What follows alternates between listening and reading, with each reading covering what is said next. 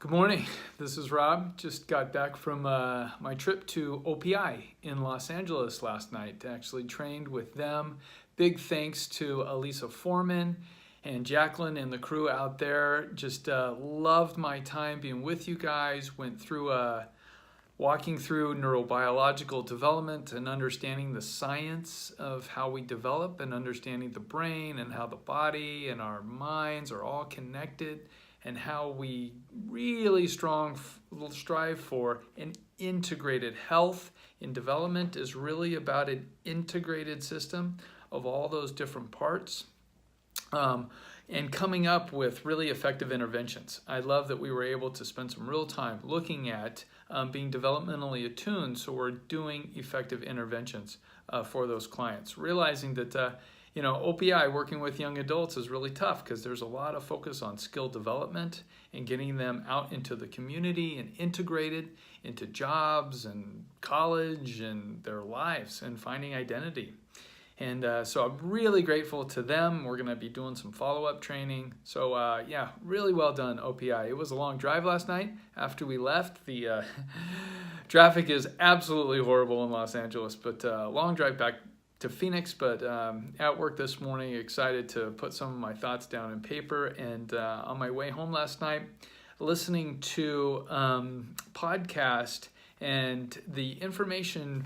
I've always known a little bit about the chemical dopamine that gets released into our body, and I thought I would just share a little bit, because even talking to OPI and the different programs that we have always reminds me that the release of dopamine is very instrumental in how we're motivated, really, as people. And I listened to this. It was from Dr. Lieberman. He's a professor of psychiatry and wrote the book called Molecule of More. And it's all about really what dopamine does in our system.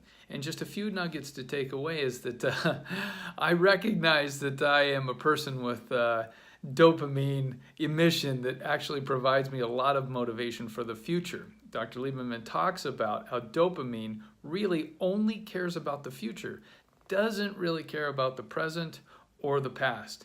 And he equated to falling in love, that our dopamine systems, when we initially fall in love, are really flooded and we get really motivated and feel euphoric.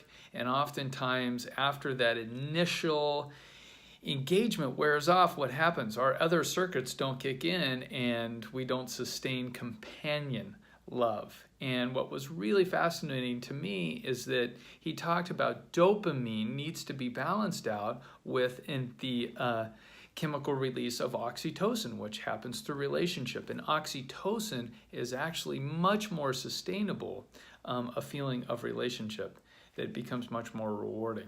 So he calls it the dopaminergic system. And when we look at a dopaminergic system, we often see people who are highly motivated by achievement. And when they get this thing, oftentimes cars or external things, or oftentimes relationships, that once you obtain that thing, the novelty of it wears off and actually our dopamine goes away. And so dopamine, in other terms, becomes a predictor drug, that the future becomes highly motivating. But once we get to that future place, that being in the present and reflecting on the past actually becomes very low motivation, and oftentimes relationships turn over. And we can look at people who don't sustain relationships.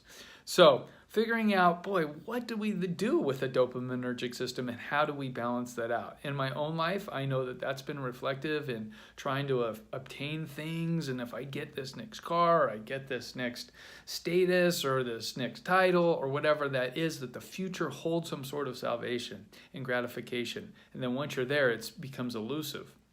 Really frustrating. And those of us who experience shame, interesting how that reinforces it, that nothing in the future is going to take that shame away, but yet the present reality is that you're always experiencing more shame because you're focused on the future. So these are some nuggets to take with you. Just really happy to share with you guys and look forward to seeing you next week. Okay, bye-bye.